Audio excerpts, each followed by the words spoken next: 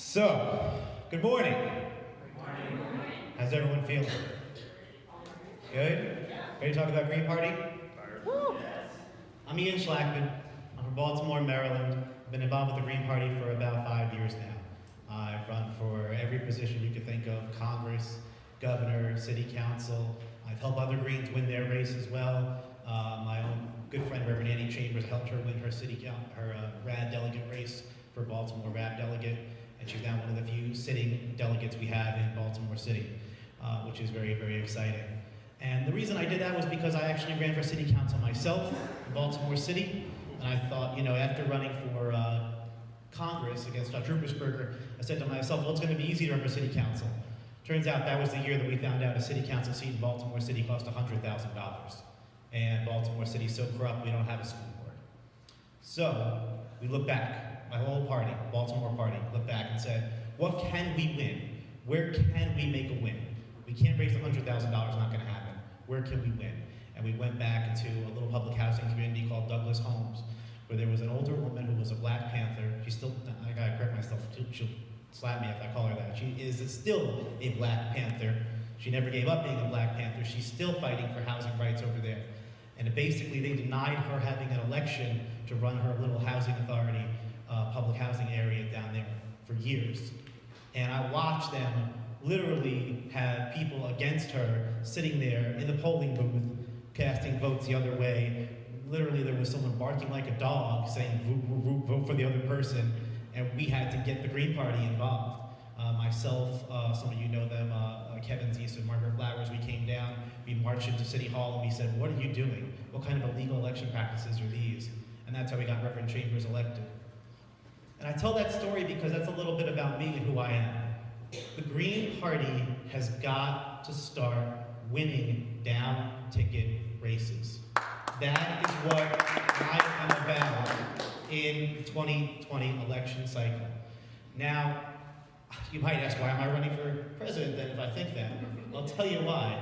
Because every single time we run a presidential candidate, it's the one time we see a Green on CNN, MSNBC, Fox News, and they have us on there and they go, wow, this is great, you're running for office, but you're pathetic and you'll never win, and your whole cause is pathetic, and you're all just a bunch of Democrats and no one understands what you're doing. So my whole platform, and that's why I handed this out a little earlier, is about making sure that we spend the few precious minutes of airtime and life that we're going to get as top ticket candidates, making sure that down ticket candidates get some of that spotlight. We have got to focus as a party at the grassroots that we are from. It's so important. We're never going to build anything. And I'll tell you why I know this. This is the way I think. I declared for this seat when I was 33, December of last year. And now I'm 34, and I'll be 35 at the time this race comes up. So I'm just in there for president. And I'm a millennial, and I work with the DSA quite a lot, like a lot of other millennials. And I think so many people have come over to work with the Democratic Socialists of America because they see them winning down-ticket races. And I was one of the down-ticket, I was on the National Electoral Committee for the DSA when we actually surprisingly won a seat for Lee Carter in Virginia. This wasn't even on our radar, but suddenly he won, and it was national news. And DSA claims a big victory. I was part of that. But, it was a big victory.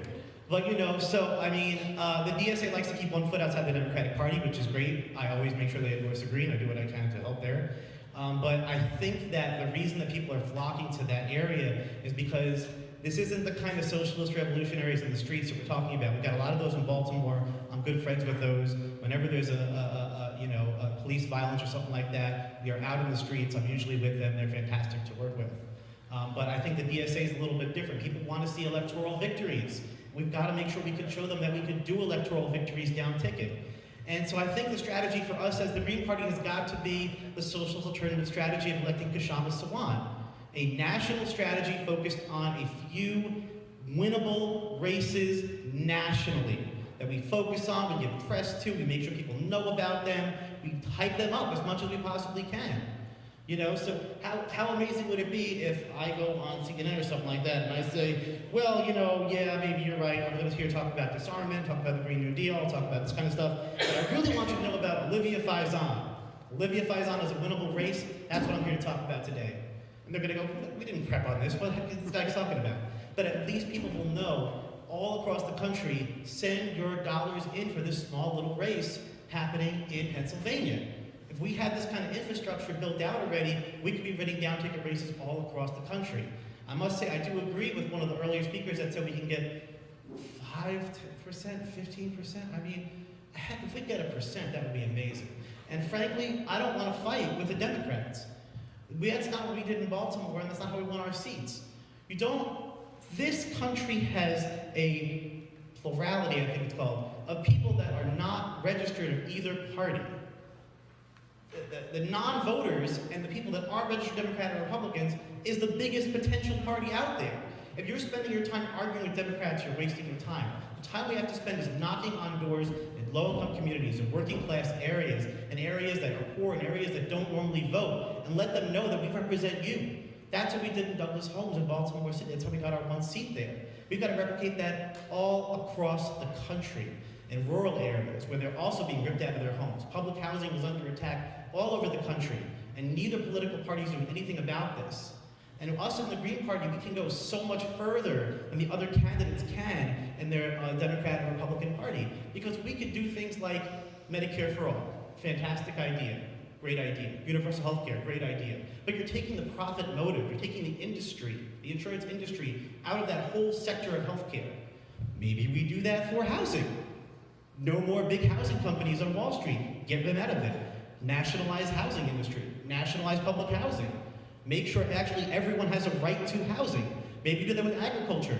Do we really need Bayer and Monsanto and other big ag companies running our whole agricultural industry? Why can't we do that ourselves? Why can't we do that through a cooperative system? So these are the kinds of things that I think the Green Party can call for nationally, and I know that people are going to be excited about them when we run nationally about these, but I also think that the number one issue this race is about strategy. It's got to be about strategy. Yes, we have to get ballot access in every single state. That's very, very, very, very difficult. Yes, we have to raise a lot of money to qualify public matching funds. That's also difficult. But we've got to start thinking about down-ticket greens and how we're going to make sure that we get some wins this cycle. Because I can tell you right now, there are so many people out there that are radicals of all different kinds, socialists, anarchists, even just people that just see the writing on the wall. I think the Green Party has moved forward in terms of what we consider radical because we know that the environment in our world is in so much trouble. If we don't move in the next 4 or 5 years on climate change, we're toast. I mean, I think everyone here agrees on that. But what we can focus on that other candidates can't is we can also go as far as to say, well, we'll actually nationalize the industry, okay? We got plants closing down in Youngstown, we got plants closing down in Baltimore. Let's nationalize them. Let's turn them over. That's what Kshama Sawant says in Seattle. We should be doing the exact same thing every single area of the country. When Democrats sell our public housing off to the highest bidder, we should be saying, no, this should be owned by the people. It should be owned by us. We should be taking action. We should be showing people that, no, we're not going to sit there and let it go without a fight. So I think there's opportunities all around the country, in every single different area of the country, to actually show that we're a united front for activist communities, but that we're also going to make sure that we have winnable races that we can go through as well.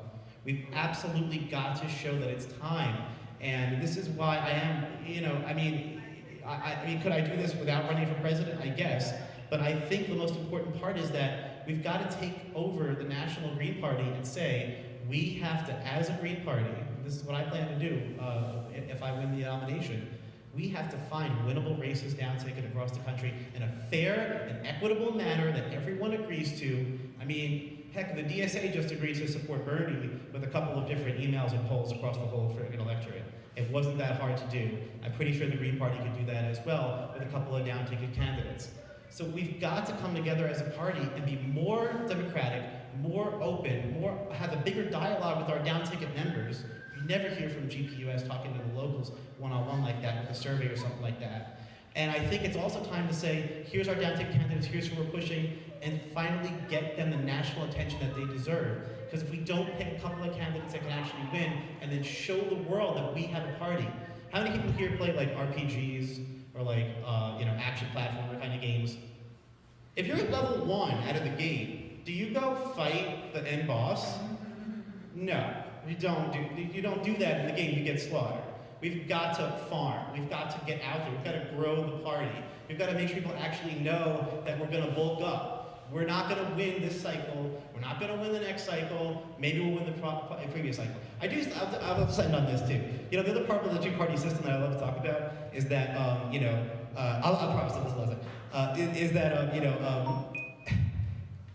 there was this major scandal last year with the Democratic Party. So I actually do think that there is a path to victory for the Green Party, but it would involve like basically a major scandal happening in the Republican Party and the Democratic Party, which I don't think is that far away from happening. When people ask me like, is it possible to win? I'm like, yeah, it's possible to win. Look, just get one more hacker out there, one more group of people, getting both parties, thrown under the bus. So I mean, we do have to be prepared that our agenda is going to become a more mainstream agenda, but we also have to be prepared for the fact that we've got to be part of the dialogue in a way that makes sense. We have to be part of the dialogue. We have to be part of the dialogue in a way that people are going to be attracted to the party and we're going to grow. Because frankly, I don't think we're growing fast enough to maintain the Green Party in the future. And that's why I'm doing this, because I want to make sure we have a Green Party to come for years. We don't have a multi-party system in the US. We're not really a democracy. All right, with that, I think I'm going to kick you up the stage and let us stop. All right, thanks everyone, I appreciate it.